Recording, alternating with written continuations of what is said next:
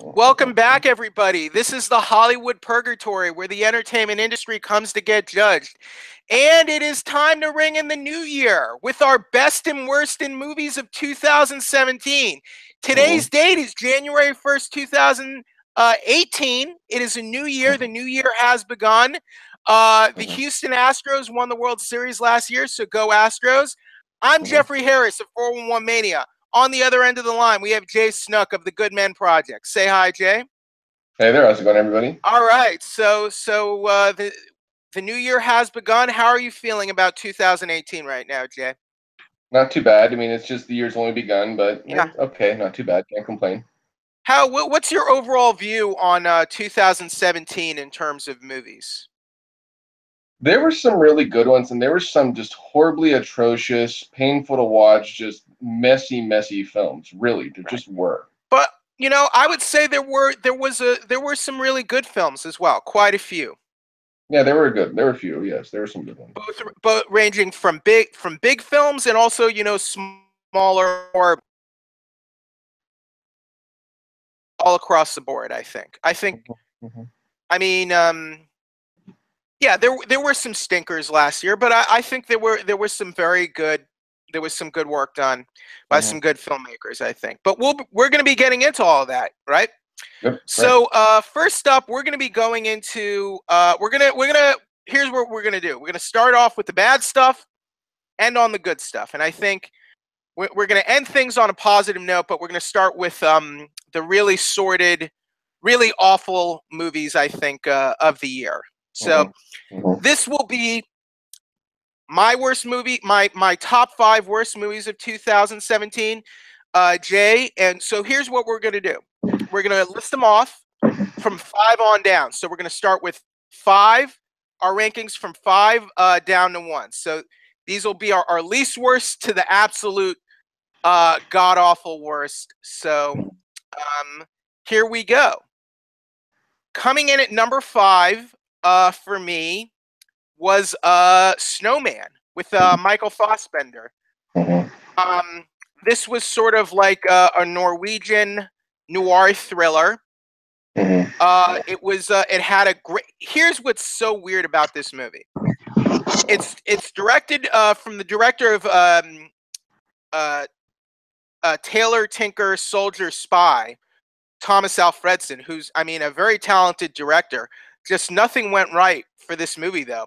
And you have an A-list cast because you have Fassbender, you have Rebecca Ferguson, Charlotte Gainsbourg, J.K. Simmons, Toby Jones, and I think an unfortunate casting of Val Kilmer in the film.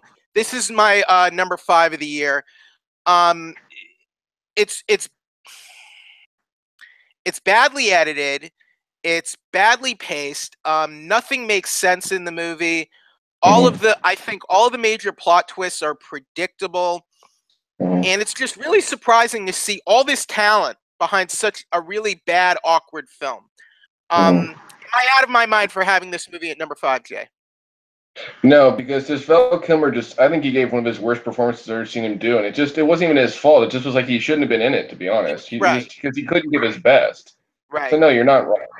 You're not. I mean, look, I like Val Kilmer a lot, but his health issues, they've been well documented, and I think they either should have cut him out of the movie or reshot those scenes with a different actor, Because it didn't even look like him at first. He looked so tore up. You're like, good grief, he looks awful. You'd think he'd be dying or something with how bad he looked. Well, they clearly dubbed over his voice, and you could tell. It was so badly done. You could tell they dubbed over his voice. It was so awkward. He had like his mouth closed like this. It's like, hi, how's it going? How are you doing? You're like, dude, what the? Right. Well, I've heard him talk in public recently, so I know why they changed his voice for the film. But he probably should not have been cast in that role. But even J.K. Simmons was disappointed. J.K. Simmons' character in this was just really weird. Well, his subplot didn't go anywhere, right? They didn't really do any. It was sort like of the guy brought the girl, like, look at her breast, take a picture. Okay, what does that have to do with anything? Nothing. Then why? Like unnecessary nudity, like was just weird. All right, so your 5th worst movie of the year, Jay. Take it away. Oh boy, I'm gonna start with Baywatch. Because all five of mine are all pretty bad. But my problem with Baywatch, there's a lot of problems. The first one we'll start with is they took a dramatic show and tried to make it a comedy. Yeah. Bad recipe for disaster right there. Then they decide we're gonna have Zac Efron be the straight edge normal character and Dwayne the Rock Johnson do the weird zany character. Another bad choice, in my opinion, because they do better not doing. Zac Efron, I think, is better wacky than trying to be straight edge and normal. Right? He did the same thing in Dirty Grandpa. He wasn't funny trying to be normal. Right. You know, and then what happened was there's just a lot of jokes that, to me, just they were trying to get laughs, and for me, I just thought it was stupid. I'm like, this isn't funny. This is just ridiculous. I mean, there was that character, the drug dealer, that the cops just went, "Oh, he's a drug dealer. It's okay. It's no big deal," you know, and it's just like seriously. I mean, no, you're cops. You don't just go, "Oh, well, he's a great guy, so he can sell the drugs he wants." No, that guy was annoying as all hell and not funny a little bit to me. And it just was not that strong of a plot either. It was kind of a weird plot, you know, and it was just a weak movie all around for me. I just like left going, God, what were they thinking trying to make this that way? It just was an absolute disaster from start to finish. And it was your number 5 movie is my number 4. Baywatch. Okay. It's a comedy, but it's not funny, you know? And why would you make a Baywatch movie in 2017? Well, I can give you a couple reasons. One reason is 21 Jump Street, right? You know, kind of making those sort of old 80s, 90s TV shows into kind of like modern day, like, parodies and Kish, and kind of send up those kind of like old nostalgic TV shows, right? Mm-hmm. They tried the Jump Street angle, but it didn't work, right? No, not You even probably enjoy the Jump Street movies, right? 21 was better than 22, but yeah, I enjoyed All it. right. Well, I mean, look, Zac Efron, he's no Jonah Hill, right? He's not. No. I don't hate Zac Efron, but I don't think he's particularly gifted as a funny actor. You know what I mean? Mm. The Rock is, I think, a very good performer, but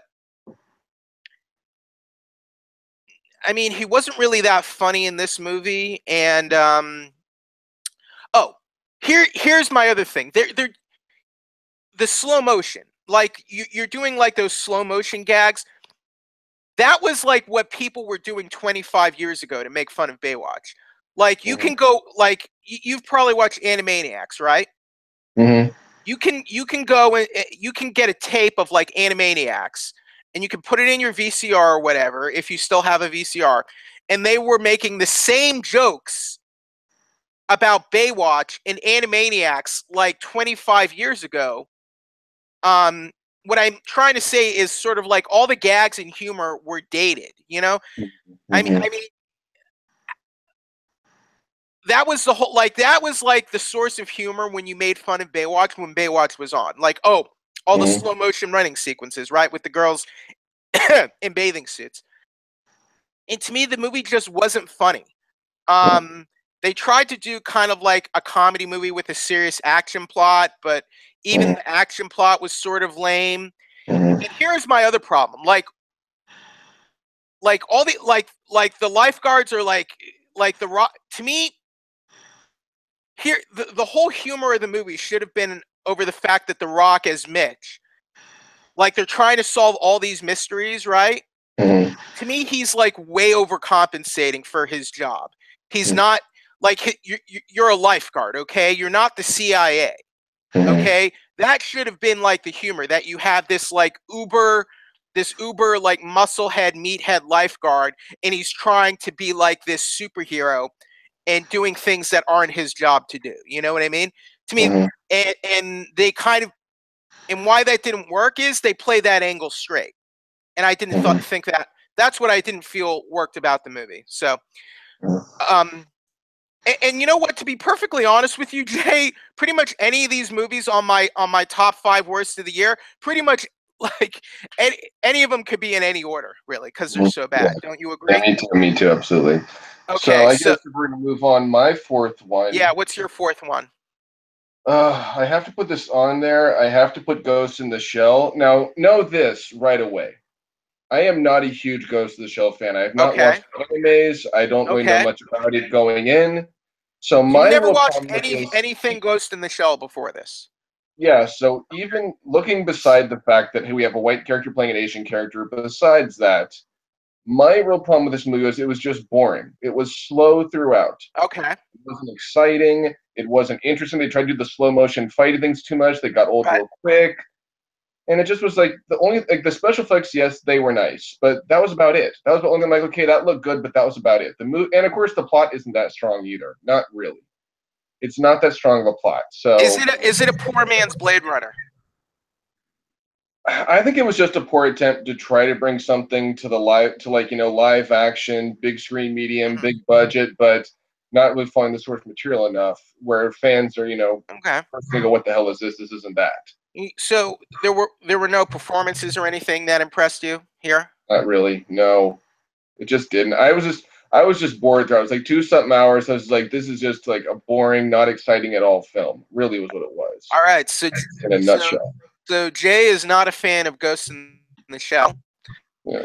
Moving on to my number 3, sort of like the really big, I guess, whatever the opposite of success is, the big disaster story of 2017 was Universal's The Mummy, Mm. which was a movie they were using to launch like the Dark Universe franchise, which would have been their sort of shared universe, kind of like the Marvel Cinematic Universe, but with the Universal monsters. So think Universals like Dracula, the Mummy, Creature from the Black Lagoon, Frankenstein, and the Wolfman.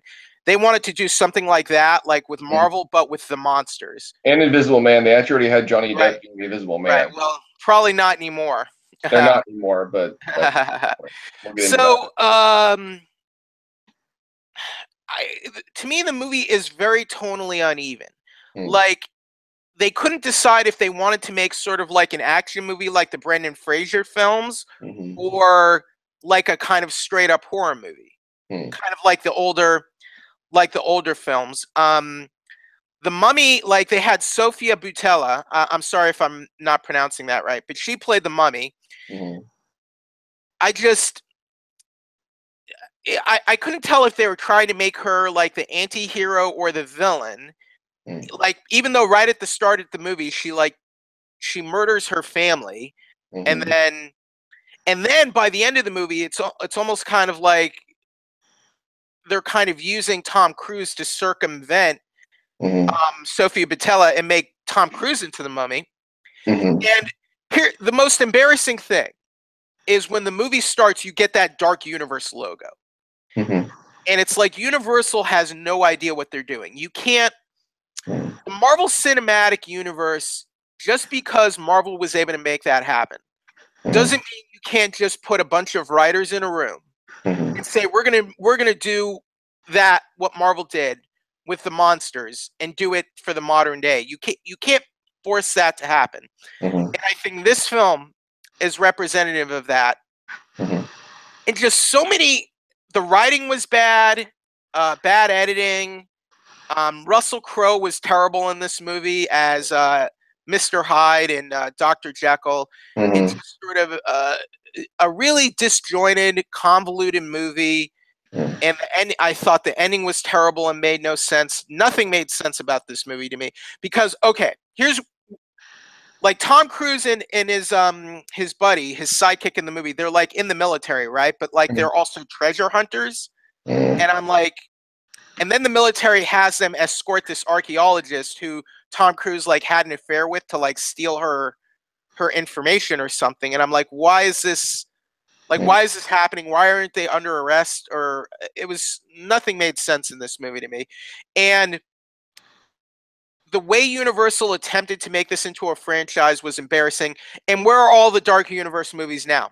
I think they canceled Bride of Frankenstein, and I think they've pretty much canceled all their plans to do a Dark Yeah, Universe. they have. They So, have. Yeah, am I out of my mind here or what, Jay? I just have to disagree. I mean, I Okay. didn't hate this movie, but I do agree. Here's the thing that happened with this movie, though, because I liked it as a Okay. female mummy. That was nice. I like that, yeah, There was but some I good feel like stuff there, good I special feel, effects, but where they here's really my screwed problem. up, Here's my problem. with this, where they really screwed up with Okay. this, is they did what they did in the last Spider-Man movie. They were planning ahead. You could tell they were planning movies ahead. There was Okay. like a little like thing with this creature You from mean Black the Lagoon. second Amazing Spider-Man, right? That's what you mean. Yes. Yeah. Yeah, because like you saw a creature from Black Lagoon arm, you saw vampire fangs, you saw Dr. Jekyll and Mr. Hyde, which was kind of weird. It didn't make a whole lot of sense. So you could tell they were planning ahead. Like we're doing all these other movies, like banking all their chips, going, "Are you sure this one's going to But do you did. well?" They didn't make one good movie though. Like they were planning ahead for a franchise without, and they totally forgot about. We have to make this movie work. Yeah, I feel they forgot about that. and I agree. That's what I'm saying. I agree that Okay. like because planning ahead like that, because even when they did Amazing Spider-Man 2, they were planning for Insidious 6, assuming Amazing Spider-Man 2 is going to do good. Which when you do Sinister that, you kind Six. of lose the story because like in the Marvel movies, they will do like little stuff like that, but they're still sticking to the main story. It doesn't Right. affect the main story. And what they're doing in this, it did affect the main story. Where like it was kind of like deterrent from, oh, look at this, look at that, look at this. Like what about the main story? Okay. So I Okay. agree with that. I love Sophia Botella, and I think having her as the female mummy was a great idea. My Mm-hmm. problem is I feel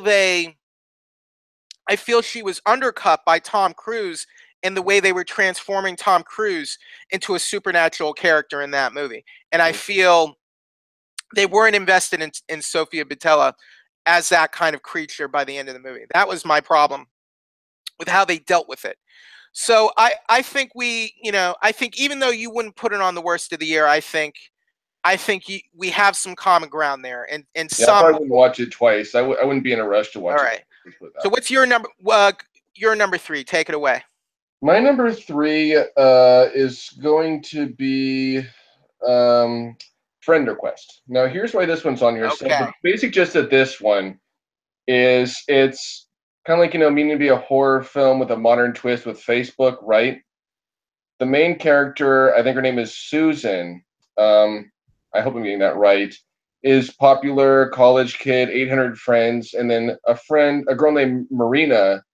Like she goes, oh, you know what? She doesn't have any friends, so I'm gonna become a friend with her. She gets very overly possessive, and then so she goes, well, forget this then. And then I guess like the girl commits suicide on Facebook, burned herself alive, and somehow that video ends up on her friend's wall, right? And she can't delete it. And like supposedly what happens is like the girl's a witch and she like uses her computer as like a dark mirror to get into like the internet somehow. And from there it gets really predictable where pretty much all her friends are going to die because they're going to die. She slowly loses all her friends because they're all disgusted of how dare you do this and and the character Didn't they already make this movie called Unfriended? It sounds like the same movie. that was another version of it. This was the Americanized version of that. Okay. And so what happens then is she slowly loses all her friends. The character Marina was just kind of a weird character in general, and that didn't make a whole lot of sense. The story was not a bad concept. They just couldn't bring it to like whatever it needed to be good.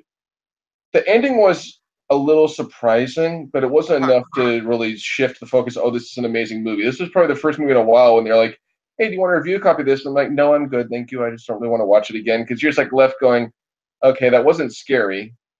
It wasn't as good as it should have been because it could have been. It had potential to be good, and it just, Right. weak characters, weak plot, and it just was kind of predictable. So it was probably one of the worst horror films I saw this year. The reason I don't have the movie on my list is because I didn't even see it. Mm-hmm. Yeah. So, the movie didn't even. It looks like, unlike Unfriended, it looks like the movie didn't even do all that well. Yeah, it kind of came and went. It wasn't out that It long. only made about. It didn't even make $10 million, so it didn't even like break even. Mm-hmm. Actually, all right. So, that is your number 3. So, moving on to my number 2. We're getting toward the top here. Ha, ha, ha, ha. This is interesting. Alien Covenant. Ridley Scott returns to the Alien franchise, whereas Prometheus was not titled an Alien movie. They brought back the xenomorphs and the alien creature for this film and the facehuggers, and we got Alien Covenant, which is still a continuation of what he started with Prometheus, Mm-hmm. but they tie into more of the, I guess, the xenomorph mythology from the franchise, and I mean, the movie got better reviews than Prometheus, but as a fan who loves Alien, the original Alien, and James Cameron's Aliens, I really did not like this movie, and I don't like all the answers we were given. I feel like the answers we were given were things we never should have known, or we learn about how the xenomorphs were created, and it's really disappointing. I like Michael Fassbender, and I think some of the stuff he does in this movie is interesting. Mm-hmm. But I feel like Ridley Scott did not commit to the story he started with Prometheus. Mm. In interviews, he talked about people being disappointed with Prometheus because the xenomorphs weren't in it. And I don't think that's why people had a problem with Prometheus at all. Mm-hmm. And I think if Ridley Scott just continued the story, and if there was no connection to the Alien movies at all, I think these movies would have been a lot better, personally. Mm-hmm. Too much away, and without getting into too spoiler-ish territory, badly written. The characters are very stupid. They behave stupidly, and these characters are supposed to be scientists. So they go down to an alien planet that they have no idea what this place is, what's going on there. They don't wear protective suits. At least in Prometheus, they're wearing protective suits and helmets when they go to the alien planet. In Alien Covenant, they don't even do that. And the minute they step foot on this planet, they're exposed to a pathogen that infects their bodies because they're not wearing protective suits. I mean, come on here. And then you have, take a look at the alien egg sac. Okay, I'm pointing a gun at you, and I know you're bad, and I know you got my friends killed. I'm gonna go look. What did you think was gonna happen? What did you think was gonna happen? Crudup, come on here. Why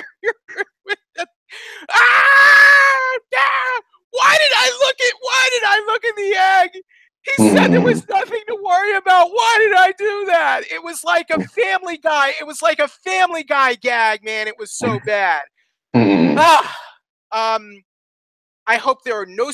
I hope this is it. I don't want to see any more bad prequels to the Alien franchise. I don't think Ridley Scott has any idea what I'm doing. So, am I a nutcase? When it comes to this movie, I actually liked it a lot more than Prometheus. Prometheus, like, goddamn hated it. It was boring throughout for like 2 hours. I will agree that they were stupid. I'll agree. Yeah, come on. Very freaking stupid. But I liked that, Fassbender was better. The aliens were better. Why did they? It was predictable. You knew once you went on the planet, they're all going to probably die. And when they all didn't, I was like, that's kind of surprising. A few lived. I didn't see that coming.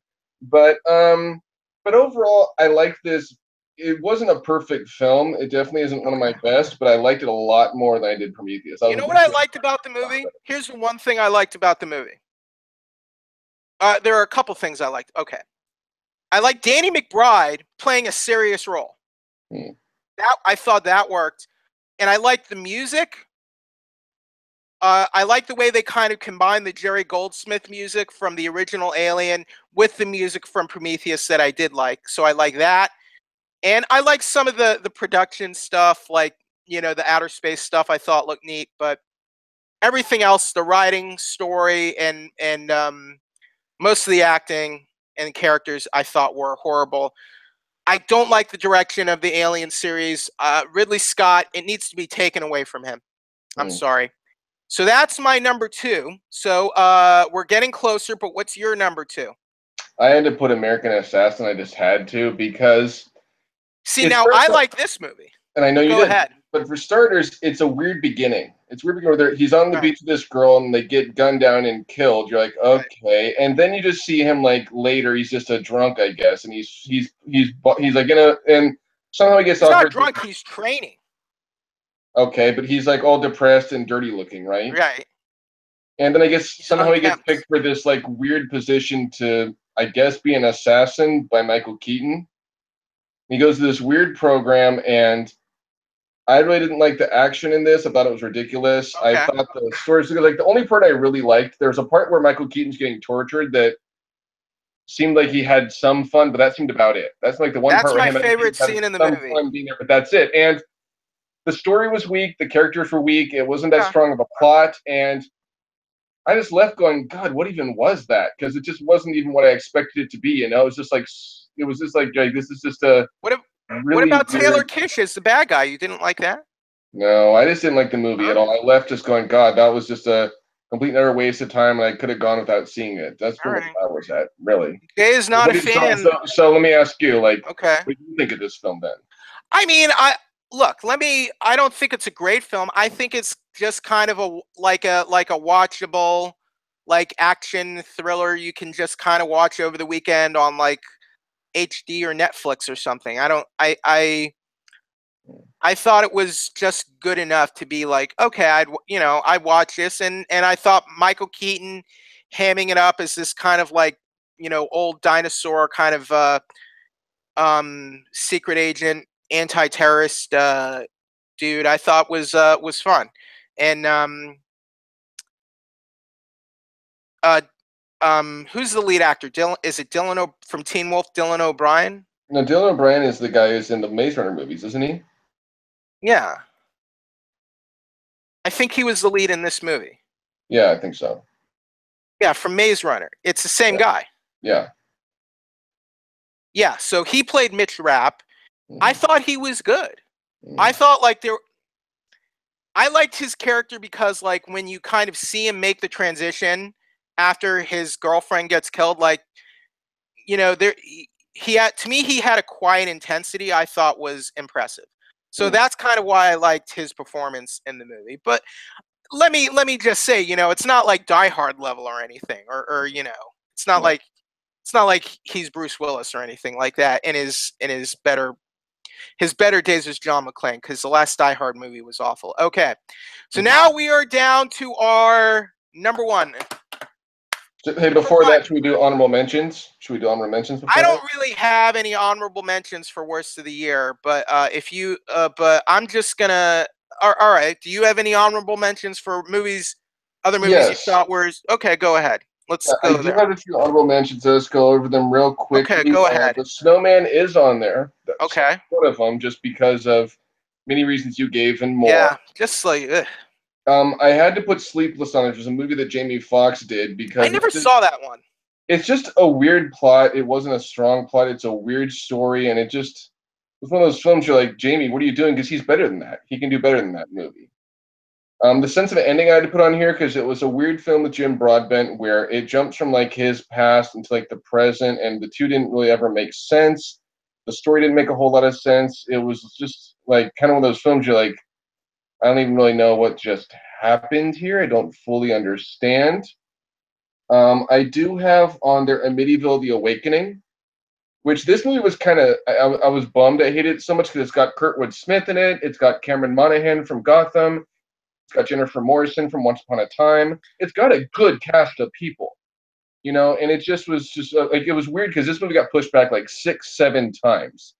And when it finally came to theaters, like on October 28th, it went to like just 10 theaters across the entire country.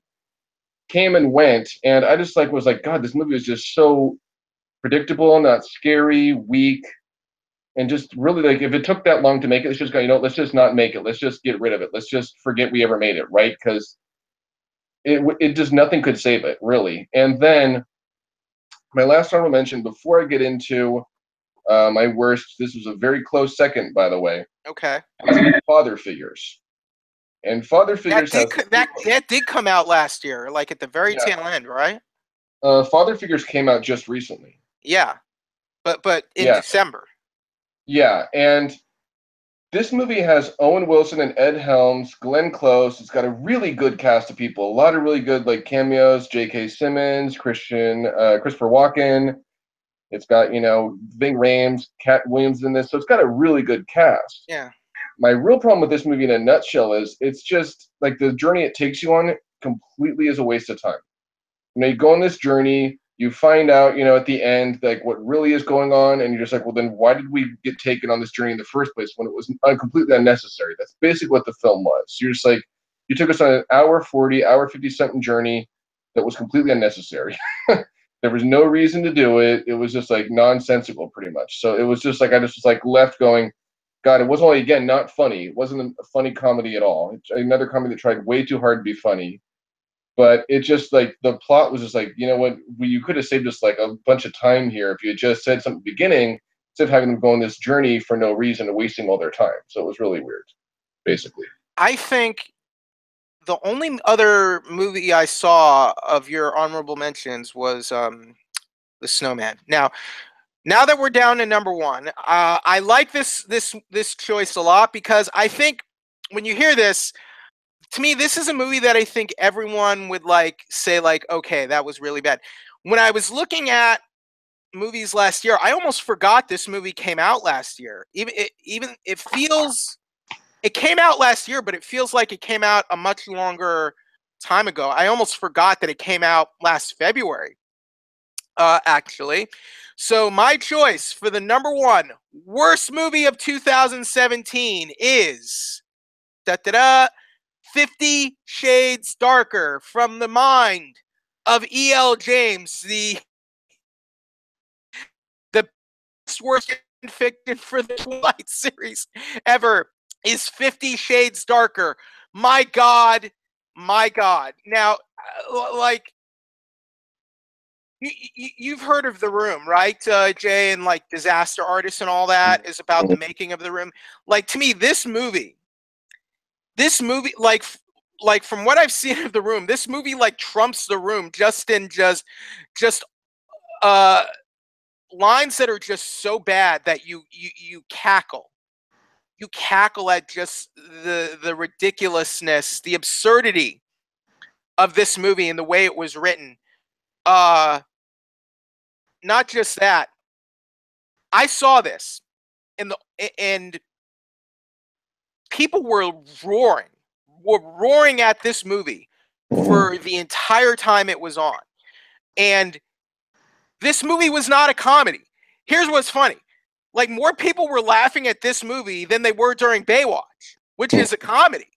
So, I mean, but the thing is, this movie was not a comedy, and people were cackling during the entire movie. Just to give you an example, some of the great, I want to look up some of the lines in this movie just so we can get, you're mine, I'm yours. I'm just trying to look up some of the great quotes in this movie.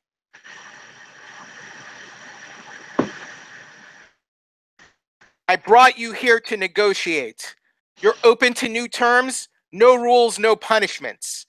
No rules, no punishments, and no more secrets. Anastasia then says, you want a, what do you call it, a vanilla relationship? Oh my God. Well, there was that weird subplot, like the girl that he used to be with before her. That was kind of weird. Oh my God. Everything about this movie. And there's even like, wasn't Candice Bergen in this or something, like as one of his like first women or something? It was no, that was Kim Basinger. Kim Basinger. Okay, my bad. Kim Basinger. Kim Basinger was his mistress who taught him the whole dominant sub thing when he was like a teenager. His, like, family's friends or something, right? Yeah, she was like a friend of the family. And what really bugged me, but it was just soft core. I mean, like you think like, and the first one was the same way. You think like, you know, it's supposed to be this like really like big deal hardcore freaking series, and you see the movie, you're like, this isn't really hardcore. No, it even seemed softer than the first one, which is weird. It's just that it was goofy. It was so goofy to me. It wasn't sexy. No, and it was ridiculous. It was ridiculous. Mm-hmm. Who wrote the movie? Niall Leonard, who I think is E.L. James's husband, wrote the movie, directed by James Foley. And you know what? I think Dakota Johnson is a semi-decent actress, but this movie was laughably horrible. Well, what's so funny is, did you know that the people really hate each other in real life? The two main characters hate each other with a passion. To see them working on stage like that, you're like, how they do it, because like they supposedly don't get along well at all. You're saying Dakota Johnson and Jamie Dornan hate each other? Yeah, they supposedly especially I never heard that. And the first film I heard, they just like don't like each other at all. So I don't know if they work stuff I out. mean, it's like, hey, we have to. I mean, that's not. I mean, you do see that. You do see that from time to time in the industry. Yeah. But so Bella Heathcote was the actress. She was like the ex-girlfriend of what's his name, Christian Grey. Mm-hmm. She played Layla, and that subplot was just so weird. And it was weird the whole "oh, we're gonna get married now" thing. It's like, I thought you didn't believe in marriage, WTF? So that was kind of weird too. And then there's her boss, who's kind of like really inappropriate with her, and the way and the way they leave things with him at the end is really weird. Mm-hmm. But the movie, here's the one thing I will give this movie: it is unintentionally hilarious, and it is like more awkwardly hilarious than most comedies. And you will get more humor if you just want to sit back and enjoy a raucously bad movie. This is a raucously bad movie unlike any other. I think even more than The Room. Like, I don't get the whole mystique of The Room and the reverence of The Room as this notoriously bad movie. To me, it's like 50 Shades Darker. Is it for me? So this one's just kind of forgettable for me. This one's just forgettable. I kind of forgot what this is. It's forgettable. It's like you see it, you're like, that wasn't too bad. Then you kind of forget about it, you know. So that's kind of what this movie was. I thought when he used the spreader bar, I was like, thank you movie, thank you movie for being so terrible. You remember the spreader bar scene? No, I don't. He uses the bar, puts it on her legs, and boop. There's a scene in the movie. What I'm talking about, guys, there's a scene in the movie where they get intimate. They use a spreader bar. Okay, use Google, look it up. I won't go any further. Yeah, it was just forgettable. All right, so you're number one. I think you're number one of the worst of the year. Jay is quite a gem. So take it away. Yeah, I had to put this on here, and before, like, I went into this movie like I was all excited. I was going to see it in IMAX. I was going to see it early, and even though it didn't look good, I didn't imagine it could ever be as bad as it was. Mm-hmm. It has to be Transformers: The Last Night. Now, this movie is wrong in every sense of the word. Everything that could be wrong with it and could be bad, it is. The characters are bad. The plot is bad. Anthony Hopkins' character is bad. He can't save it. He's got a weird, like, robot butler that looks like C-3PO. It's just like, God, like the part where, like, for some reason Optimus Prime goes bad. You're like, wait, what? There's this new little kid, like they try to do best with, but she kind of comes and goes and is forgotten. Wahlberg isn't given much to do here. Just, God, I just like this whole movie throughout. It's just like, God, this movie is just horribly awful. It's horribly long. They leave it open for a sequel, which is insane. And I'm just like, I remember when I left, the only good thing I could say was, hey, I saw this in IMAX in 3D for free. That's it. There was not one good thing I could say about it, and that's rare for me for a movie. This was the first movie I did a Facebook Live review about, because I'm like, I just was like in such disgust. I'm like, I can't write about this. I don't know where to begin. I couldn't find pictures to write about it. So I'm like, I'm just going to do a review about this on Facebook Live because I still want to review it. But man, it was unbelievable how just horrendously awful it was. I was just like, man, how did they screw this up this way? Michael Bay, how did you screw this one up this bad? Because I liked the last one. The last one wasn't perfect, but I didn't hate it as much as this one. I checked out of this franchise a long time ago because where you are right now, I was there even earlier, Jay. Yeah. And I love Transformers. Like, people might call it a little toy thing. No. Okay, Transformers is like, to me, it's like right up there with Star Wars to me in terms of storytelling, mythology, characters I like, and everything. It's right up there. So while you were saying that, two other bad movies that don't quite make the bottom five, but I thought were really bad, are The Great Wall with Matt Damon and the Lego Ninjago movie. So those are my two like just movies I thought were pretty bad but didn't quite make the bottom 5. All right, so those were our worst movies of 2017. So now we're going to move on to something a little more positive. We are going to do our best movies of the year. So here's how we're going to do it first. We're going to start with our honorable mentions, and then we're going to go into our 5 best, starting with number 5, going on down to 1. So Jay, I would like you to start first, since I started first for the last list. I want you to give us your honorable mentions for best movies of the year. So before we get started with this, when I say honorable mentions, to me, these are movies that are good, maybe even great, but they're just not, to me, they're just not quite at like that elite top 5 level. So take it away. All right, so I'm going to start. My first honorable mention is The Zookeeper's Wife. Okay, And this good had choice. Jessica Chastain. It's got Daniel Brawl. It tells an amazing true story. Jessica Chastain, I think, did one of her best performances all year in this. And really, when I went into it, I went to a press screening for this and didn't even know what to expect. I left going, wow, because Hollywood does a lot of biopics, a lot of movies based on true stories. They do a lot of them. But this is one that not only hadn't been told before, but they obviously did some homework before they did this, because it was a story. I'm like, man, that was just an amazing story. I've never heard it before. I mean, I actually got to interview Daniel Brawl for this. He said he got to go to the freaking zoo that still stands in Germany, and I just like left going, man, that was probably one of the better biopics I've seen in a while. So it really, he is a good actor. Yeah, I was surprised. I liked it so much more than I thought I would. Now, on that same note, another honorable mention that comes up this year is Victoria and Abdul. It's another one that has to come up, because it's got Eddie Izzard in it, it's got Judi Dench, it's got Ali Fazal, and it tells a story of an unlikely friendship that forms that changes both of their lives. It's actually kind of hard to tell Eddie Izzard's in it because he doesn't look like Eddie Izzard, and it was just like a film that I left going, I didn't ever think it was going to be that good. It was kind of like a mind-blowing film, because it was a story that they didn't discover until 7 years ago. So it was something that wasn't known about for like 100-something years, which was unbelievable. So that's another honorable mention for me. Okay.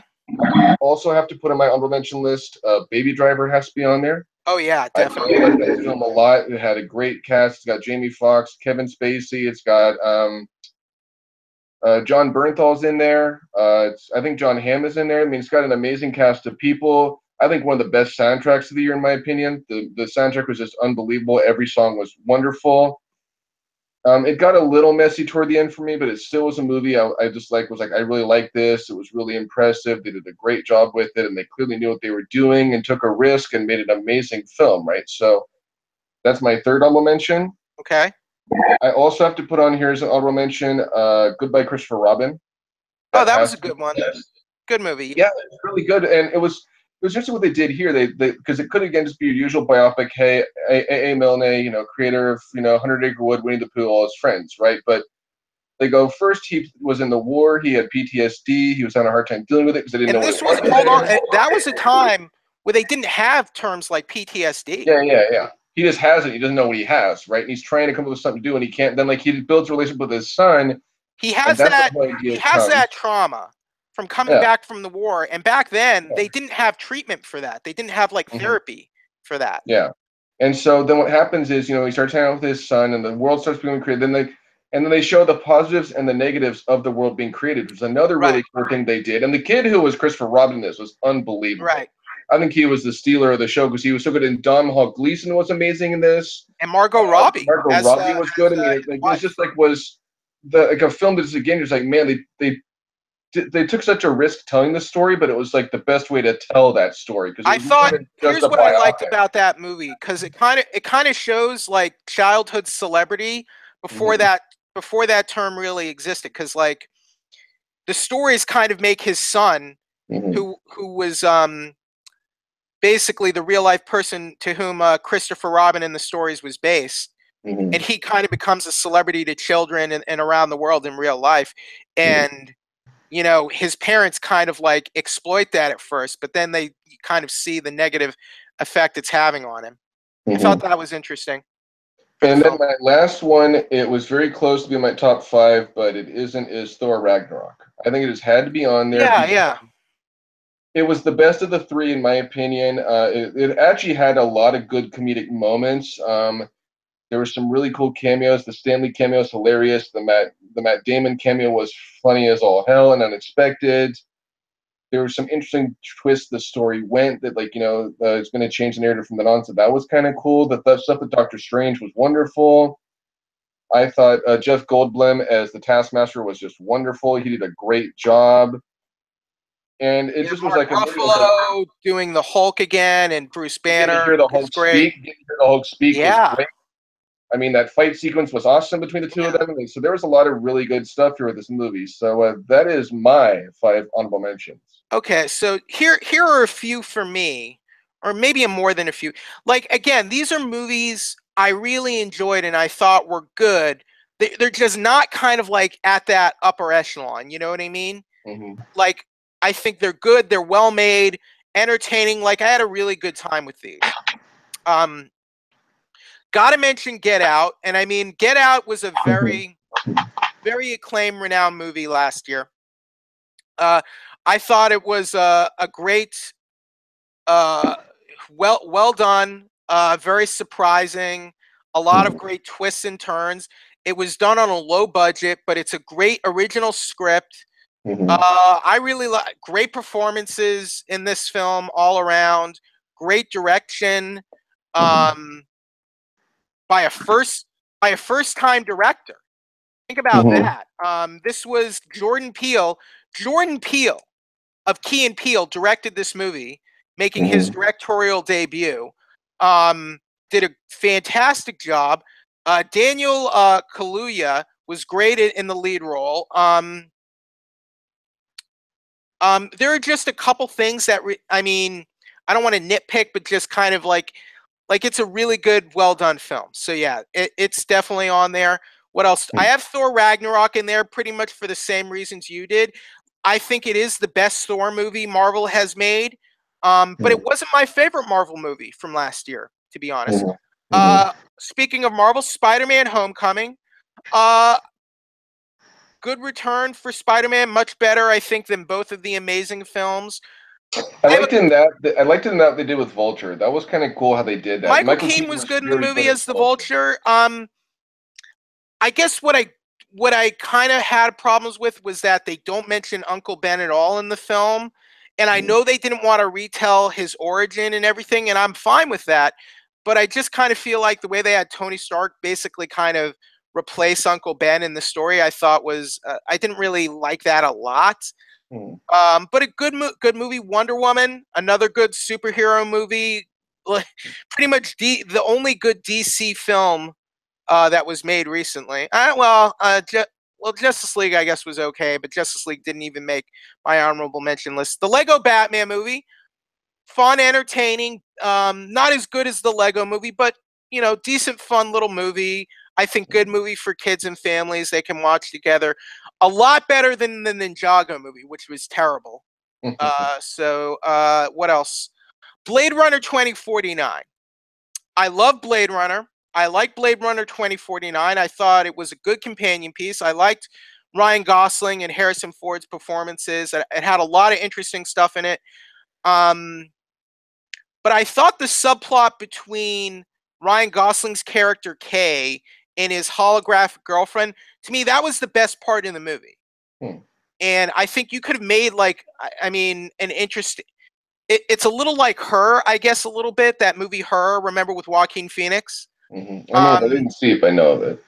So it plays a little bit like that, but to me, that was like the most compelling part of the film. So let me see. I think that. Oh, Baby Driver, of course. So those are my honorable mentions for, I think, other movies in 2017 that I thought were really good to great, well done films. So yeah. Okay. All right. So now we're gonna go to the actual meat of the list here, Jay. So go ahead and start us out with your number 5. Right, my number 5 has to be on there, and it's actually one of your honorable mentions. There were a few Okay. there, but we'll get into that. So I have to put in the Lego Batman movie as my number 5. Yeah. Yeah.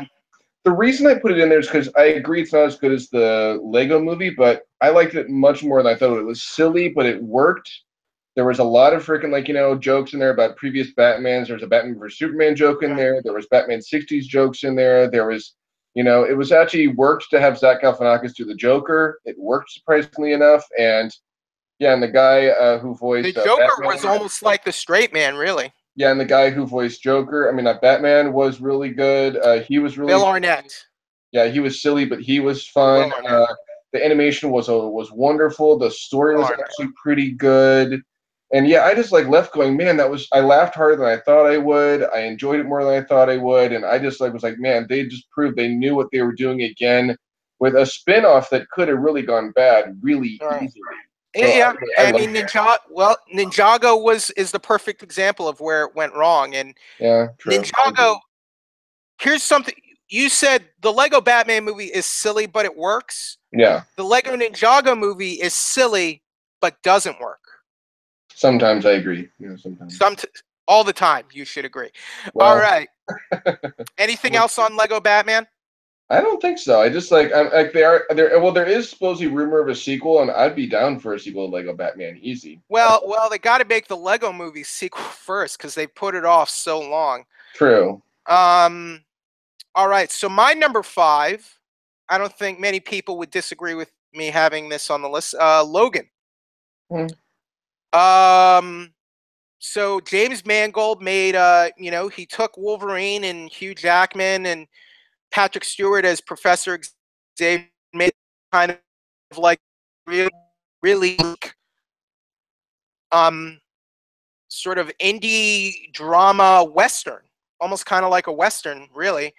It's a very dark and depressing film, but also I think very well done.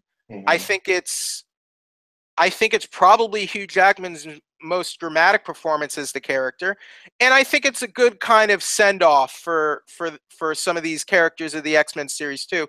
And I think fitting because I don't know what's going to happen with the franchise next, but I feel like it's a very emotional movie. It's a very tragic movie, but I think also very beautiful as well. And the relationship Logan has in the movie with Daphne Keane as Laura, who sort of has a sort of connection of sorts to him, and kind of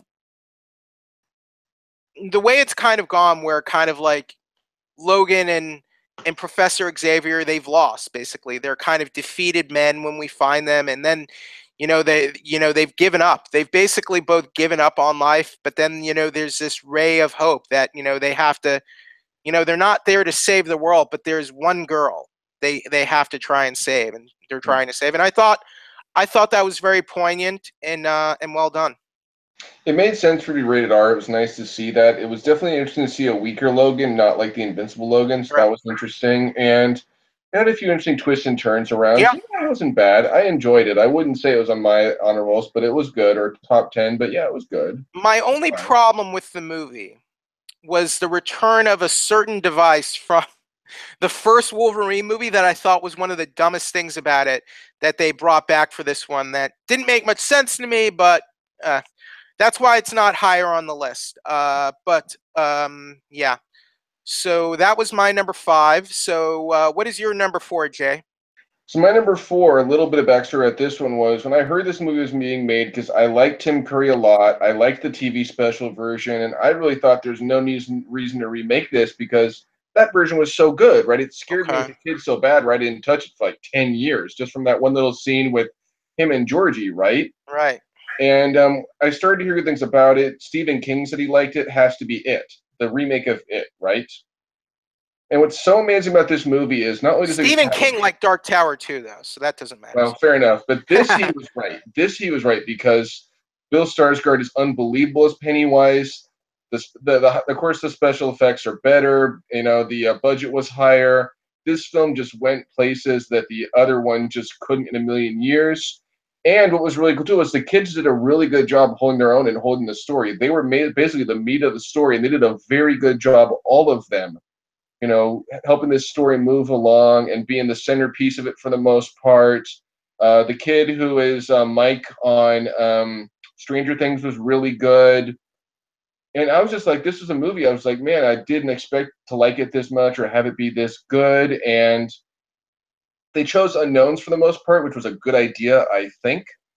And when they do the sequel, I hope they do the same because you don't. If you star it to death, I think that's a bad idea. And yeah, I just left going. This was easily probably one of the best horror films I saw all year, and probably in a while too, in a number of years. I just really enjoyed it. I don't think we even as Pennywise, I don't think we knew much about Bill Skarsgård before this movie, did we? No, and Pennywise, just you see so much about Pennywise on here and he screws with the kids a lot more too in ways you're just like, man, I wasn't scared, but there were moments I was like, damn, they went there, huh? That is pretty impressive. Yeah, pretty impressive where Pennywise went, where they went with him, and just with some of the things in this movie, it was unbelievable. I want to look up Bill Skarsgård a little bit because I think this is really his breakout role, right? Yeah, and not only that, but the parents were so messed up and terrible in this. It was like you were like shocked, like God, they're just whoa. Again, it just went. I just keep thinking of that picture of Bill Skarsgård, of him smiling without makeup, and that's almost creepier than him in the full clown makeup as it. So, and he had told a story where he had to go to the audition dressed in wearing clown makeup, driving, and just so people were giving him weird looks. So he's in Battle Creek. He hasn't done too much too much other notable work. Yeah. So this was really, I guess, his breakout roles. He was in Anna Karenina. Excuse me, Aaron Karenina. So he was in that movie. Good. I would say good choice. I mean, that movie was a big surprise. I think came out in September. Yeah. Made over $300 million. An R-rated horror movie. I mean, that's insane. Yeah. All right. So moving on. My number 4. Now, I might get flack for this, but I'm just going to go ahead and say this. Guardians of the Galaxy Volume 2. And I've never been one to kind of have this sort of idea that you can't have like movies that are crowd pleasers or popcorn movies or what you would call popcorn movies or comic book movies or whatever as the best movies you've seen or enjoyed in a year. I loved what they did with this film.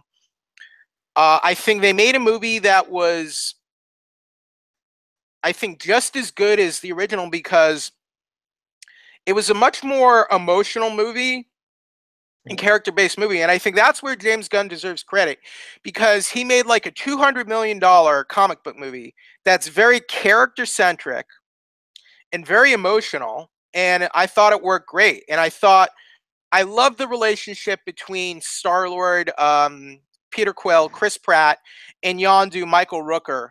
That kind of relationship we see unfold on screen was great and well done. And kind of, we get the answers of what happened to Peter Quill's father and why didn't his father take him from Earth? Or why didn't, I guess, Yondu return him to his father like he was supposed to? We get those answers. And I thought Rocket has a great character arc, kind of being this kind of nasty little creature who kind of makes people, he kind of turns his friends and loved ones away from him, and we get more insight on that. And it was a comic book character piece. And as a longtime comic book reader, I'm like someone who knows that, these characters can be just as deep and have just as much depth as the greatest characters in any other form of media. And I feel like these characters are our modern myths for a reason. And I think James Gunn did a great job in showing that. So I'm unashamed. When it comes to that, for me, I liked it. It was good, but it reminded me a lot of Age of Ultron in the sense that it's a good sequel. Okay. But it couldn't be as good as the first one. I mean, there were good things. Yeah, so it reminded me a lot of Age of Ultron. I liked it. I'm like, hey, it was a good sequel. They did a good job. There was a lot of good parts. Baby Groot steals the show. Every scene he's in is freaking unbelievable. So it was good. I just couldn't put it on my top 10. It was a film that I'd watch more than once. I enjoyed it. It was fun. But it kind of was like it was weird when like they showed like what was like 4 or 5 like scenes afterwards, Yeah. but none necessarily had anything to do with like anything coming up next in the MCU. So that was kind of weird. Well, to me, they were all. I mean, that's not weird. That's not that weird to me because they were kind of. Yeah, They were threads from the actual movie, but I guess. I mean, it was moving and, moving on. So, what is your number 3 best of the year? my number 3 best of the year has to go on here. It is Wonder Woman. For me, it has Yeah, to go on there because even though it reminded me a lot of Captain America: The First Avenger, that wasn't a bad thing. yeah, Where you get to hear their origin story in the past. They did an amazing job with Themyscira and the Amazons. They did an yeah. amazing job with her backstory. Steve Trevor was great. Chris Pine did an amazing job as that character. Gal, Gal Gadot proved yep. she is a perfect fit for Diana Prince Wonder Woman. She's a perfect fit for that character. Had a blast playing that character. It was a little weird toward the end, the whole thing with like Zeus and being her dad. That was a little weird, but I still I like the character who played him. I don't think it was that was Ares. No, was it Ares? I thought it was Zeus. I The think the it was bad Zeus. guy was Ares. Are you sure about that? You might want to check that out. I think because I thought it was Ares too, but I think it's Zeus. No, it's Ares. David Thewlis played Ares. That's what I thought too. But people Yeah, told me it was it Zeus. was no. You're mistaken. It was definitely Ares. Okay. Um, So might want to check that though, because I'm pretty I'm sure it not. was Zeus. I know the comics. It's Ares. I understand the comics too, but Ares I think is the her. movie he was Ares Zeus is one though. of her arch enemies. Well, look, Let I me think check it's a it because good I'm choice. pretty sure that it's not what I thought it was. I thought that too. Stop. Stop correcting me. I think it's a good choice, Jay. The only reason I don't have it on my top 5 is because the third act I thought was a little flat, and the finale was it looked a bit too over the top for me. Or I mean, it looked a bit too much like Batman versus Superman, and that's kind of what bothered me about it. But everything else I thought was just really solid, well done. I'm sorry, you So were right. I just could have sworn I thought the same thing, and people thought I was wrong, or maybe I thought it was Zeus and it was Ares. I don't know. Whatever it I was. mean, like there is a connection with Zeus. I mean, Ares is the son of Zeus, but yeah. Yeah. All right, so I think good choice there. My number 3, I was oh man, Darkest Hour. Hmm. Unbelievable. Had a great time with this film. Uh, Gary Oldman giving the performance of his career as Winston Churchill. This is in 1940, May 1940. So this is basically the first 3 weeks of Winston Churchill's administration as Prime Minister of England. Um, Adolf Hitler and the Nazi regime, they're encroaching on Europe. They've invaded several countries, and basically England is next. Gary Oldman comes in because he's basically the only one in Parliament um, who's willing to take the job. No one in his party wants the job, and the opposition has basically forced the sitting prime minister. I think what was his name, Neville Chamberlain, to resign, and so this is sort of Churchill. He's put in this unenviable position of England in the face of Hitler and invasion and a country that's already kind of like not wanting to get into war again, and how does he manage this, and how does he get England through kind of like one of its most uncertain periods. Hmm. um, this film is a great companion piece to Christopher Nolan's Dunkirk because some of the events that we see happen are parallel to what's sort of happening in Dunkirk, because you kind of see in Dunkirk, you see the British Army has sort of all been stranded on the beach in France, Hmm. with Germany's army sort of like pushing them toward the ocean. And then in this movie, you see Churchill sort of trying to manage that. How are we going to get our soldiers back from the beach of Dunkirk back over to England? So it's fun to think about it that way. But man, Gary Oldman just makes this whole movie for me. Good script by Anthony McCartan, great directing by Joe Wright. I think this was a great return to form for Joe Wright. Hmm. Um, love this movie. Love Gary Oldman's performance. There is only I'm not a big awards guy, but I think it's a crime if Gary Oldman does not get the golden statue for this movie. A crime, Jay.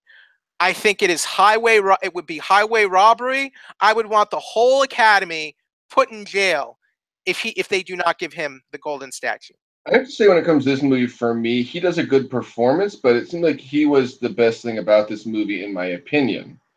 He kind of carried the weight of the film himself, and to me, it kind of just came off like it was all just leading up to, like, that one famous speech we all know that we've all heard 100 times, right? And Victory. Yeah. it was a good film. I don't know. I left going, it's good, but look, they put like all their chips just on Gary Oldman when some of the supporting cast maybe should have been given more to do too, because they were good too. There were some good supporting cast. I mean, the Prince was pretty good. His secretary was pretty good. His It was wife the was king. pretty good. The king, Was you the mean? king or the prince? The King king. was Okay, Ben the king. Men. The King George who was played by Ben Mendelsohn, Okay, so the so bad so they guy, were like the the bad supporting guy cast from was Rogue One. good. They just kind of had him like carry the weight of the whole movie, and I think it might have been a bit better if they had given some supporting a bit, because his wife kind of had some good moments, and I don't know, just seeing him carry the I weight of think all of it. I think Kristen Scott Thomas as his wife should have been in the movie more than his Yeah, secretary. yeah. I'll say that, but other than that, I really have very few complaints about the movie, and I love Gary Oldman's performance. The way he kind of just transforms into Churchill and performs his famous speeches, loved him. So fair enough. So what is your number two? This one, it's a good thing I saw this twice because if I've only seen it once, I probably wouldn't be on there at all. But it has to be Coco. It has to be on there. When I first saw this movie, I definitely remember it looked like just by the trailers, I'm like, didn't we see this already in like Book of Life? It looked very similar. Of course, it's not. It's nowhere near that, thank God. It tells a really good story. Miguel is an amazing, strong, lead character. The special effects are very colorful, very visual, very well done. All the characters are great. The story is great. The original music is amazing. The original songs are really, really good. There's some really touching moments in this film. There's some cool twists and turns and surprises as this film evolves. And the message is just like, the importance of family was great when they brought it out around Thanksgiving, right? It just fit perfectly. And this is definitely just Disney and Pixar proving again they know what they're doing still. They still know how to make original, amazing stories that you don't see every day. And I would definitely recommend, everybody seeing this film. Uh, agreed. Except for one little thing. So my number two of the year is The Shape of Water from Guillermo del Toro. What a beautiful, dramatic, lovely, elegant film. I love all the performances in this movie. I love it. Kind of takes sort of that plot of kind of like ideas from the creature or the creature from the Black Lagoon, and it kind of subverts everything. And where kind of the human captors are basically the bad guys, and the creature is sort of this gentle kind of loving creature and then you have Sally Hawkins as the lead character, this mute woman who finds a connection with the creature and falls in love with him. And it's a beautiful kind of Beauty and the Beast like film. Guillermo del Toro is great with these kind of film because he makes stories that feel real and immersive, but it also has a lot of fairy tale type of qualities, kind of like, almost sort of like an early 1960s Beauty and the Beast type of story. Um, it's very much a culmination of his films, like when you think of his films like Devil's Backbone, Pan's Labyrinth. It's a culmination of those sort of films. Beautiful film. I would have no problem if this film got nominated for Best Picture. Great supporting cast. Besides Sally Hawkins, Octavia Spencer was very good in this film. Michael Shannon was very great in this film, and of course Doug Jones playing the creature, or I guess the asset, as he's called in the movie. Beautiful, elegant, ethereal. Has a lot of ethereal qualities in this movie that I really loved. What do you think of me putting this movie at number two, Jay? Uh, I like this movie, but it Ugh. just to me it did blow my Already, mind. I'm having a problem with your reaction here. It just was like, yeah, Sally Hawkins was really good. Octavia Spencer was really good. They did a good job in this film. I just kind of wish we had known a bit more about the creature. I would have loved to hear the creature speak. That would have been kind of I cool. think we need to send Michael Shannon over to your place with a cattle prod. Oh, I'm very just kidding. ha ha ha ha ha. You laugh. And it I'm just just like kidding.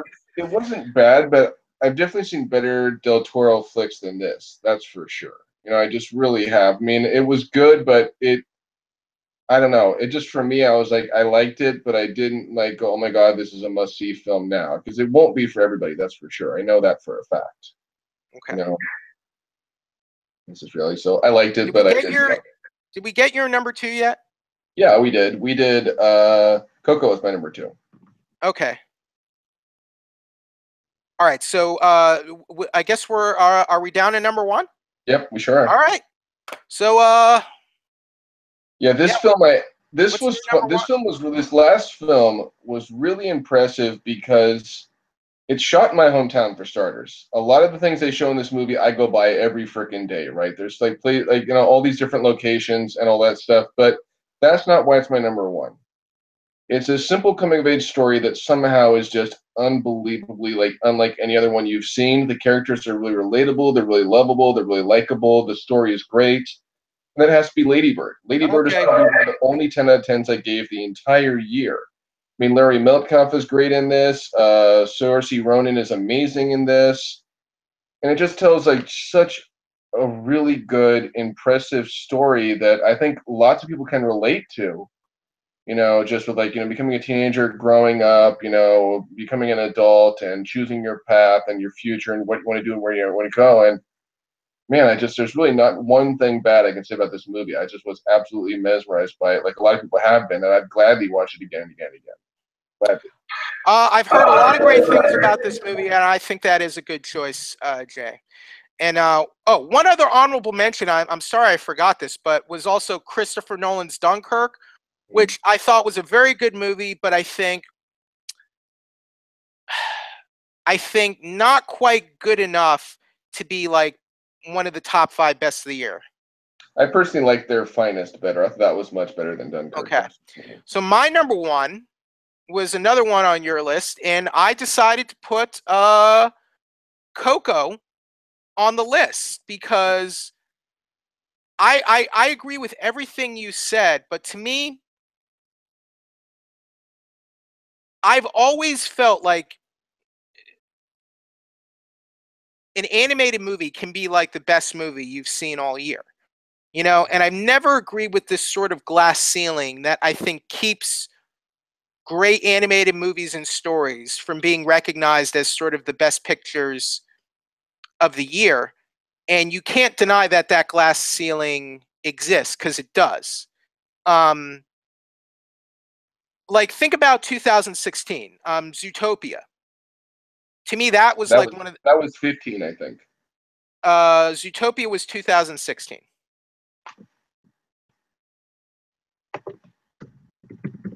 Yeah, Zootopia was 2016. Really? Zootopia was it came out early 2016. Yeah, you're Okay. right. Okay, my bad. You're right. It was one of the best movies of the year. Mhm. And to me, there's a glass ceiling there. And I'm not saying you have to nominate Coco for Best Picture, but I thought it's a beautiful film, and it's got a great story, a great message. I think the journey Miguel goes on in this film, it's an amazing journey in the things he learns, and learning about sort of the importance of family and legacy, and the world Pixar created, this kind of land of the dead. It's beautiful. It's an amazing world. They really thought of all the concepts. They really thought about world building, and I love that Pixar, whenever they transport you to another world, they really think about how this world works, how it looks, not just how it looks, but how the concepts of the world works and how the rules work. And everything was really well presented in this movie. The animation is outstanding, and I love the music. I love the kind of Mexican music in the film. The El Dia de los Muertos, those kind of visuals and motifs mixing into the the art design of the movie. This is not what was the other movie that was released this is not The Book of Life. It's a totally different film. It's a totally different story. But I mean, even you can see films with similar themes and similar motifs and still enjoy both. So I'm not saying you shouldn't enjoy The Book of Life or having fond memories, but outside of those two movies, you can constantly find films with similar themes that can still be seen as good films, right? So why can't it be the case here? So Coco, yeah, Coco's my best of the year. There you go. All right. So before we bring this to a close, I definitely want to talk about a few films that I'm excited to see next year. All right. And one of the first ones on there is actually not next year. Technically, it's when we say next year, we mean 2018, which is what this year. We are into. So I mean this year. Now, Some so films coming out this year now. So the first one we're going to talk about is Aardman Animation. It's got a good cast. It's got Tom Hiddleston, Eddie Redmayne. Is Early Man. I think it looks like it's going to be a blast. I can't wait to see this movie. I've seen the trailers for that. Bronze Age. That movie looks great. I think it's going to be a blast. I can't wait to see that movie. It looks like it's going to be a hilarious. Oh, that one comes out next month. Yeah, it comes out in February. Right. I mean, Aardman, they make some good. They make some good stuff from time to time. And of course, coming out that same month, I have to talk about Black Panther. I can't wait for that. Black Panther! Wow. Yep. Unbelievable. I can't wait for that movie. I think it's going to be definitely another hit for Marvel. They've done it mostly African American. What a cast we have for that film. Yeah. Ryan Coogler, who directed Creed, is directing it. Mm-hmm. I mean, you got I mean, we're gonna see T'Challa's we're gonna see his homeland, Wakanda. We're actually gonna really see Wakanda in this film, and it looks like Andy Serkis is gonna play a bad guy, and Michael B. Jordan, he's playing a bad guy in it too, and I think that he's joining the Marvel Cinematic Universe. That looks really cool. Forrest Whitaker is gonna play like his mentor. And who else is in the movie? I want to say Martin Freeman. Isn't Martin Freeman in it, I think? Yeah, he was in he's back as the character he played in Civil War. Yeah, so back. So Chadwick Boseman is Black Panther. Michael B. Jordan's character is Killmonger. Oh, Lupita Nyong'o, she's going to be in the movie in a major role. She's great in pretty much everything she does. I can't wait to see her in it. Daniel Kaluuya, from the main guy from Get Out, is going to be in the movie. Angela Bassett is playing T'Challa's mother, and she's a great actress. So you got a great cast of great thespians. And then the next one I'm really excited for is actually the next Wes Anderson film, Isle of Dogs. Have you heard of this one? Yes. That one looks pretty impressive. I think it's going to be really cool. It's kind of alternate future. It's kind of like, it looks like animation is going to be really good. And I hope it's going to be a really impressive film. I really can't wait to see that film either. I think it's going to be a pretty good one, a pretty big What's it called? Isle of Dogs? No, Isle of Dogs. Isle of Dogs. I thought you said I don't know why I heard that. And then it's animated, so it's like Fantastic Mr. Fox. Yes, very different, similar style. A lot of the same people he has in all his movies now, and I really like some Wes Anderson films have been hit or miss for me, but there's been some really good ones too. So here's the cast. We have Bryan Cranston as Chief, Edward Norton as Rex, Bill Murray as Boss, Jeff Goldblum as Duke. Yeah, so you got a pretty good cast there. Very interesting. Amazing cast. Another one I have to put on there, it's coming to video, but I'm excited for it, is Gotham by Gaslight Batman. That one looks like to be unbelievable.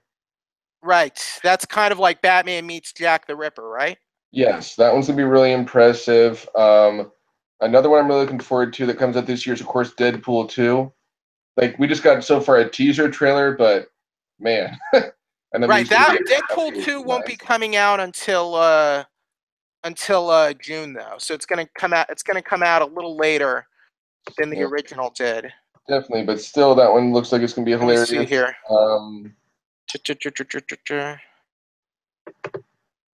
Any interest in Tomb Raider? That comes out in March with Alicia Vikander. I think it's got potential because they're going for this, like the direction that the new games went, right? So I Yeah, think it has potential. It could be good. but then I just video. want to see. Have we ever seen a good video game movie?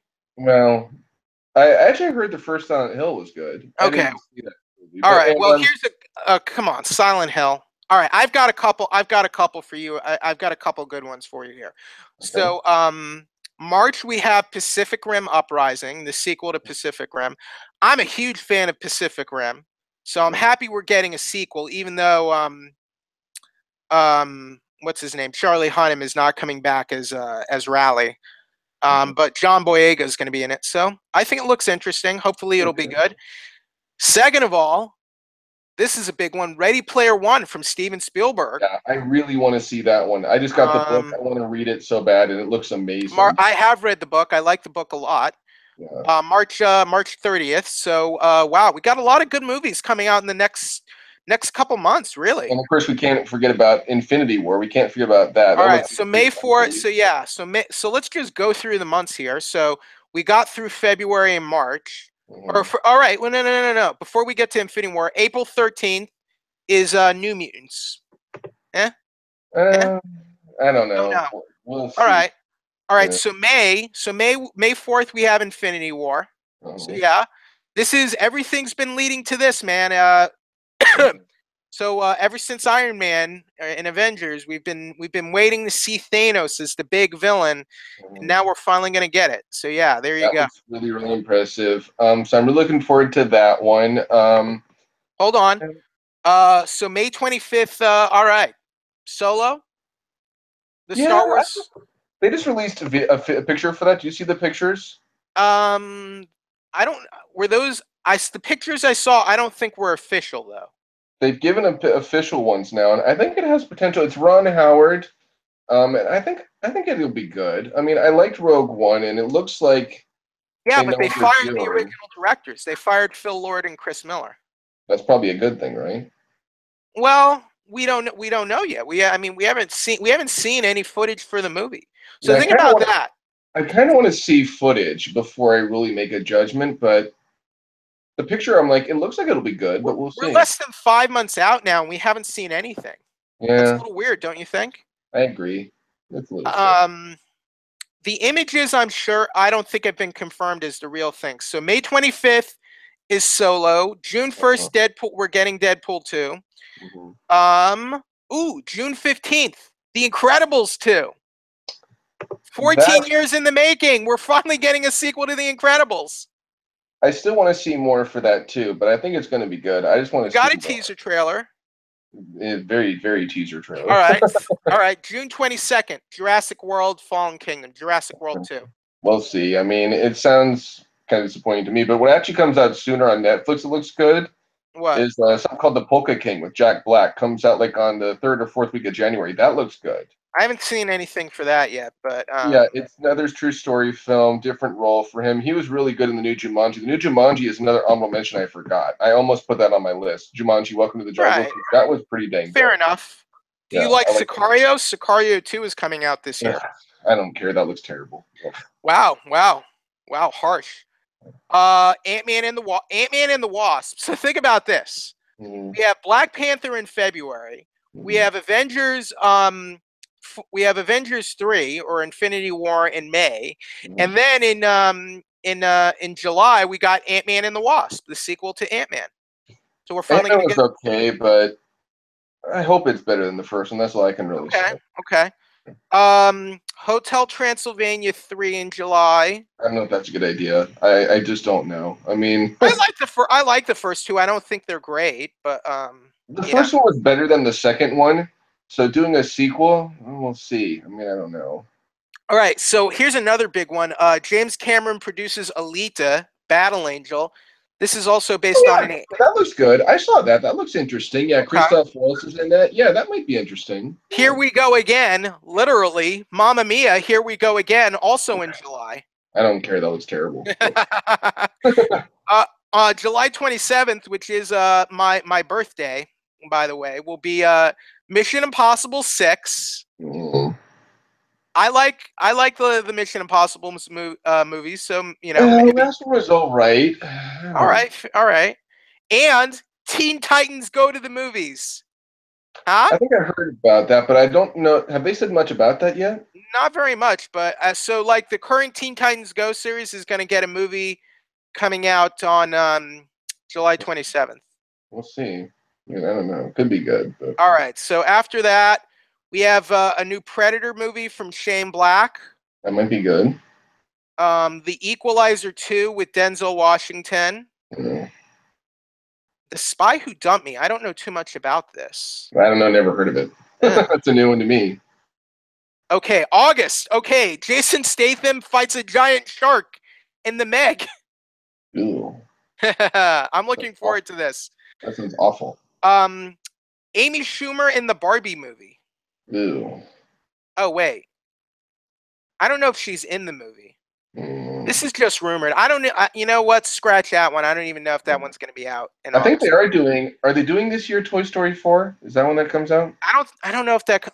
I'm going through. I don't know if that comes out this year. Mm.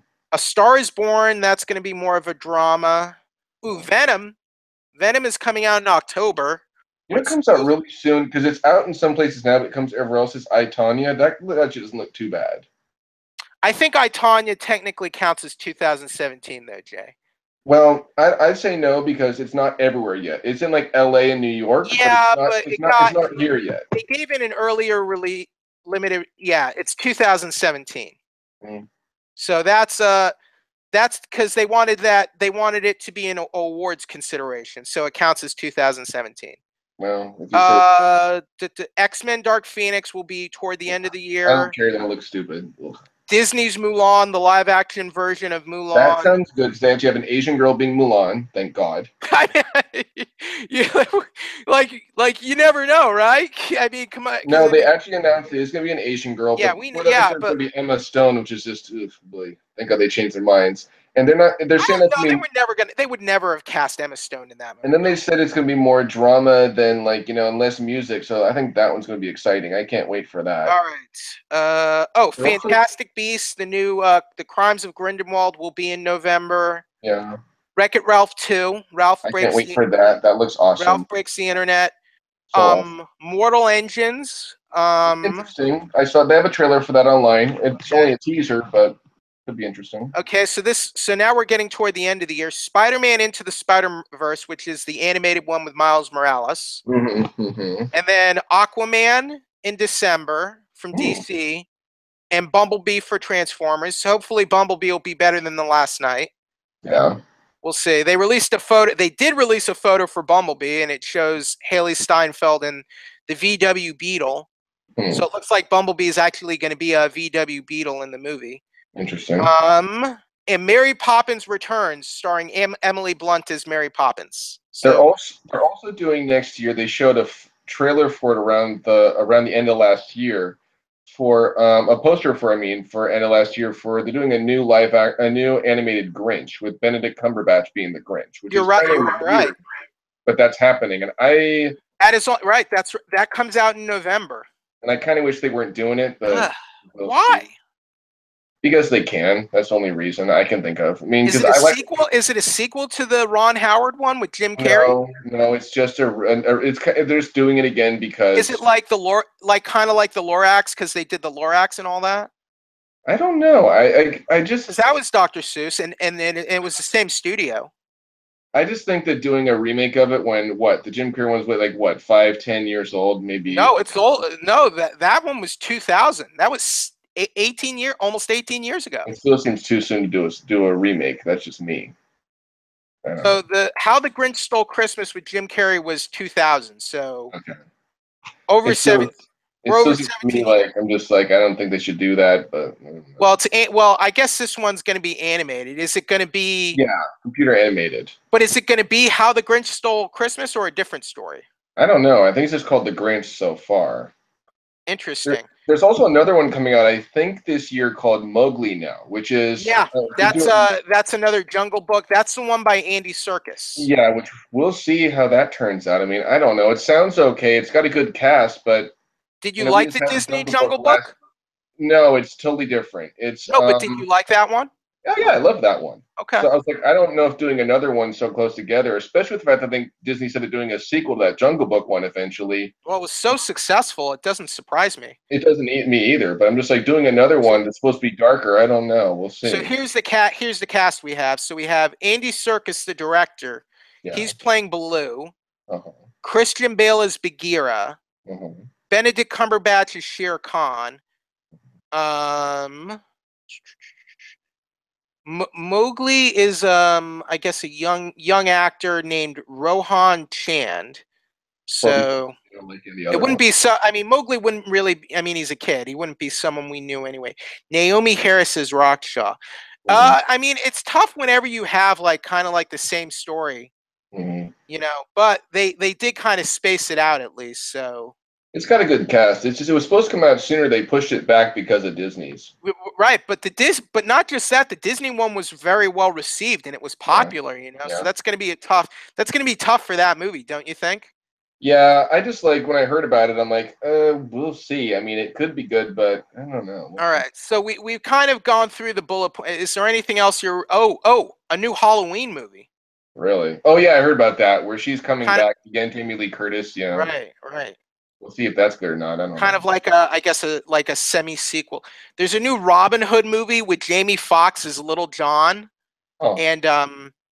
the lead, Taron Egerton. So the lead guy from the Kingsman movies is Oh, playing Robin Hood. So that looks weird. yeah, yeah. I'm looking at a But photo. the last Robin Hood movie they did was Russell Crowe, wasn't it? Yeah, that was in 2010. And I And never he, saw that, but it looked weird. I don't know. Yeah.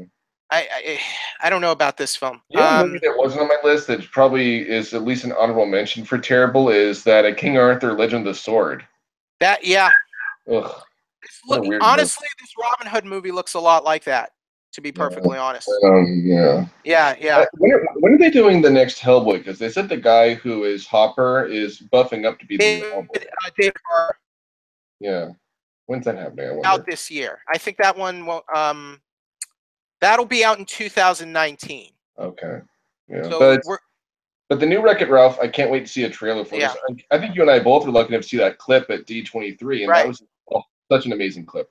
I'm looking forward. Yeah, I'm looking forward to. So I guess my top ones: Black Panther, Avengers: Infinity War, Incredibles, and Wreck-It Ralph.